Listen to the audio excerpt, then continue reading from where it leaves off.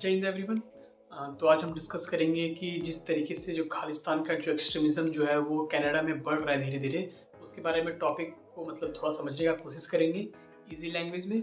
और इस वीडियो को हम 3 पार्ट में डिवाइड किए हैं, ठीक है? जो फर्स्ट पार्ट होगा वो होगा हिस्ट्री के बारे में, ब्रीफ हिस्ट्री होगा, उतना कोई डिटेल हिस्ट्री नहीं होगा क्योंकि वीडियो बहुत छोटा मतलब 8-9 मिनट का ही बनाना है, तो उसमें ब्रीफ हिस्ट्री होगा खालिस्तान का। सेकंड में जो प्रेजेंट जो करंट सिनेरियो जो चल रहे हैं, जो प्रेजेंट सिचुएशन जो है कनाडा में, उसके बारे में बात करेंगे। और इसके पीछे का जो थोड़ा सा जियो पॉलिटिक्स जो खेला जा रहा है, वो किस तरीके कनाडा और यूएसए मतलब क्या ऐसा चल रहा है, मतलब मैं उसके बारे में थोड़ा बताऊंगा। उसके बाद थर्ड टॉपिक में हम बात करेंगे कि किस तरीके से कुछ इंडियन सिंगर, पंजाबी सिंगर जो पंजाबी सॉन्ग गाते हैं, वो सिंगर कहीं ना कहीं डायरेक्टली या फिर इनडायरेक्टली खालिस्तान का सपोर्ट कर रहे हैं, ठीक है? तो इसके बारे में हम 3 टॉपिक के बारे में बात करेंगे। चलिए वीडियो स्टार्ट करते हैं। हिस्ट्री के बारे में थोड़ा सा बात कर लेते हैं।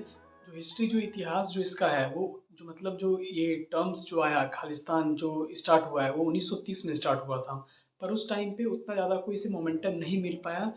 और उसके बाद जब 1947 जब आया, जब इंडिया पाकिस्तान जब पार्टीशन स्टार्ट हुआ, तो जो सिख पॉपुलेशन जो पंजाब वाले लाइन पे थी, ठीक है, ये पंजाब का, तो जो सिख पॉपुलेशन थी वो डिवाइड हो गई है। तो वहाँ से भी एक मतलब वो आया था कि एक अलग देश खालिस्तान नाम का बनाना चाहिए, उसके द्वारा जो सेपरेटिस्ट जो हैं उन लोग के द्वारा। तो उसके बाद फिर क्या हुआ कि जो इसको मतलब वो मिला था, मोमेंटम जो मिला था वो 1980 में फिर जाके मतलब उस डिकेड में 1970 1980 वाले डिकेड में मिला था, थोड़ा सा मोमेंटम मिला था। तो अगर अब हम इसके बारे में कुछ की इवेंट्स बात करते हैं, कुछ फिगर के बारे में बात करते हैं, ठीक है? तो सबसे पहला जो नाम है जो इसके जो है जगदीश सिंह चौहान, ठीक है? ये तो यहाँ तक कि मतलब ऐसा हुआ था कि 1980 के दशक में इन्होंने खुद को प्रेसिडेंट तक अनाउंस कर दिया था कि हम इस रिपब्लिक ऑफ खालिस्तान का हम प्रेसिडेंट हैं। तो ये एक हो गया। दूसरा हो गया जमाइल सिंह भिंदरवाला, ठीक है? ये एक प्रोमिनेंट सिख लीडर था, जो कि खुद को मतलब वो थे, क्या बोलते हैं, थियोक्रेटिक टाइप के थे, जो खुद को मतलब एक वो मानते थे, जैसे होता है ना, जैसे प्रोमिनेंट, वो अपने आप को गवर्नमेंट में चलाने वाले मानते थे वो। उनका जो मर्डर टाइप किलिंग टाइप का हो गया था, वो हुआ था ऑपरेशन ब्लू स्टार। हम ब्लू स्टार के बारे में थोड़ा सा, ऑपरेशन ब्लू स्टार क्या था वो बता देते हैं। ब्लू स्टार एक मिलिट्री ऑपरेशन था from India side, Indian army के द्वारा, जो कि गोल्डन टेम्पल में जो टेररिस्ट, जो खालिस्तानी टेररिस्ट जो थे, वो जो एलिमेंट्स जो वहाँ पे छिपे हुए थे, उन सबको वहाँ पे मारने का काम हुआ था ब्लू स्टार में, ऑपरेशन ब्लू स्टार में। तो ये हो गया। उसके बाद फिर फिर धीरे धीरे जैसे इस टाइम पे अब हम बात करें खालिस्तान के बारे में, तो यार पूरा डिक्लाइन हो चुका है, सब कोई ग्रोथ नहीं है, मतलब कोई ज़्यादा वो नहीं है, क्या बोलते हैं उसे, जिस तरह से मोमेंटम मिला था 1970s 80s में खालिस्तान को, अब ऐसा कुछ भी नहीं है, सब खत्म हो चुका है, ठीक है? उतना कोई मोमेंटम नहीं है अब हम अब बात करते हैं प्रेजेंट सिनेरियो के बारे में। अब देखना, जब इंडिया में कुछ नहीं बचा, मतलब इंडिया में उतना कोई मोमेंटम नहीं है, तो सारे जैसे शिफ्ट करते हैं ना, जैसे मतलब लोग जाते हैं पंजाब से, बहुत लोग जाते हैं वहाँ पे कनाडा में जाते हैं, तो वहाँ पे अपना वो जो आइडिया है खालिस्तान वाला वो रेस करने लग गए, ठीक है? उसी में जो एक खालिस्तान का जो मेंबर है, ठीक है, वो अपना एक वो बनाया, पॉलिटिकल पार्टी तक बना रखा है वहाँ पे कैनेडियन में, ठीक है, कनाडा में। और एक बात मैं बता देता हूँ, जो इंडिया में पार्लियामेंट्री सिस्टम जो है, ठीक है, जो गवर्नमेंट एलेक्ट करने का जो वो है प्रोसेस है, वो बहुत ज़्यादा सिमिलर है कनाडा का, ठीक है? मतलब दोनों का सेम है। जैसे मान लो जिस तरह आप इंडिया में पीएम को सेलेक्ट करते हो, वैसे ही वहाँ पे भी होता है। जैसे अभी इंडिया का जो बीजेपी गवर्नमेंट जो है, ठीक है, बीजेपी की गवर्नमेंट नहीं है, एनडीए की गवर्नमेंट है, मतलब कोलिशन गवर्नमेंट है। तो सेम एज जैसे वैसे ही वहाँ पे भी कनाडा में भी कोई भी किसी की भी गवर्नमेंट नहीं है, वहाँ पे भी कोलिशन गवर्नमेंट है जो जस्टिन ट्रूडो की पार्टी है। जैसे मान लो अब बीजेपी इंडिया की है, तो वहाँ जस्टिन ट्रूडो की पार्टी जो है वो कनाडा में है, ठीक है? वही जो जगजीत सिंह पन्नू जो शायद जो खालिस्तान का है, ठीक है, उसका एक पार्टी वहाँ पे है, कनाडा में है। तो वो दोनों मिल करके एक मतलब कोलिशन गवर्नमेंट बनाए हुए हैं, उसके सपोर्ट से जस्टिन ट्रूडो गवर्नमेंट चल रहा है। इसीलिए आप देखोगे मतलब जस्टिन ट्रूडो जो है वो बहुत ज़्यादा सपोर्ट करता है खालिस्तान को, ठीक है? क्योंकि जानता है कि अगर हम सपोर्ट नहीं करेंगे तो ये अपना साथ ले लेगा, मतलब पीछे कर लेगा अपना उससे, पार्टी से, तो फिर वो खत्म हो जाएगा, क्योंकि उसकी जो गवर्नमेंट है खत्म हो जाएगी, गिर जाएगी पूरी तरीके से। इसलिए बहुत ज़्यादा सपोर्ट गवर्नमेंट की तरफ से उससे भी है। यहाँ तक कि यार जो पुलिस जो है, अभी एक दिन पहले ही दिवाली के टाइम पे, एक दो दिन पहले ही वहाँ पे हिंदू के जो टेम्पल थे वहाँ पे अटैक किया गया, ठीक है? तो वहाँ पे यार जो पुलिस वाले थे वो भी भाई खालिस्तान के थे। बताओ भाई, पुलिस के अंदर भी गवर्नमेंट जो सेक्टर वाली चीज़ें हैं उसमें भी, पुलिस में भी यार घुसे हुए हैं खालिस्तान के। सो आप समझ सकते हो कि कितना बड़ा प्रॉब्लम वहाँ पे ऑलरेडी हो चुका है यार, कि कैसे फैल चुके हैं एक तरह के वो। ठीक है, तो हम ये हो गया। उसके बाद फिर हम बात करते हैं जैसे प्रेजेंट सिनेरियो क्या है। ठीक है, ये आपको मैंने हिस्ट्री बता दिया, उसके बाद ब्लू स्टार के बारे में बता दिया। ठीक है, अब इसका उतना ग्रोथ रहा नहीं, अब मतलब अब कनाडा शिफ्ट हो गया है, तो उसके बारे में थोड़ा बात करते हैं प्रेजेंट सिनेरियो के बारे में।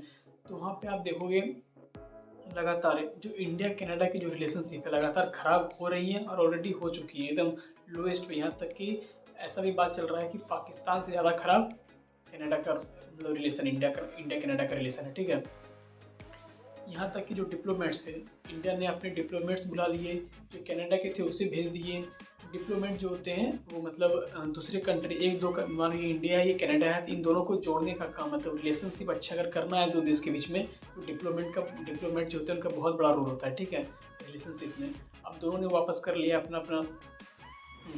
तो अब तो जो कनाडा, अब हम बात करते हैं किस तरीके से मतलब कनाडा जो है वो इंडिया को पोर्ट्रे कर रहा है एक तरीके से, कि वो सारे मतलब वो हैं यहाँ तक कि कनाडा ने साइबर थ्रेट जो होता है उस वाली लिस्ट में, साइबर थ्रेट वाली लिस्ट में इंडिया को डाल दिया। ठीक है, जिसमें जो चाइना नंबर 1 पे है। ठीक है, कनाडा के लिस्ट के अकॉर्डिंग चाइना नंबर 1 पे है, सेकेंड पहले रसिया था, अब इंडिया को सेकेंड पे कर दिया है, थर्ड पे रसिया है। तो समझ सकते हो, वो ओरिजिनली मान रहा है कि इंडिया हमारा साइबर एक तरह का दुश्मन बन चुका है, दुश्मन कंट्री है। ठीक है, बहुत ख़राब हो चुके हैं।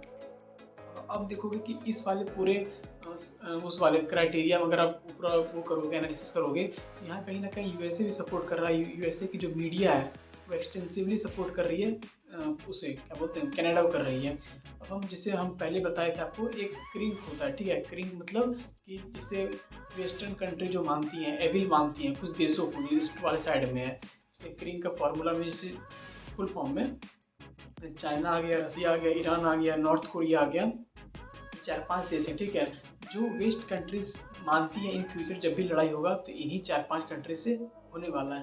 तो कहीं ना कहीं कनाडा ये साबित कर रहा है कि जो क्रिंक वाले में है वो कहीं ना कहीं इंडिया को भी जोड़ने का ट्राई कर रहा है, क्रिंक को क्रिंकी बनाने का ट्राई कर रहा है, आई लगाना चाह रहा है, आई फॉर इंडिया वो लगाना चाह रहा है। ठीक है, इसीलिए आप देखोगे कनाडा लगातार 5 कंट्री हो या फिर G7, क्योंकि मेंबर है ना वो हर कंट्री से ये उम्मीद करता है कि तुम इंडिया पे प्रेशर बनाओ, इंडिया को आइसोलेट करो, ये कनाडा करना चाह रहा है। ठीक है, आई कंट्री जो है, इसके जो मेंबर जो है, ठीक है, इसके जो मेंबर हैं वो है यूएसए मेंबर है इसका, कनाडा है, यूके है, ऑस्ट्रेलिया है और न्यूजीलैंड है।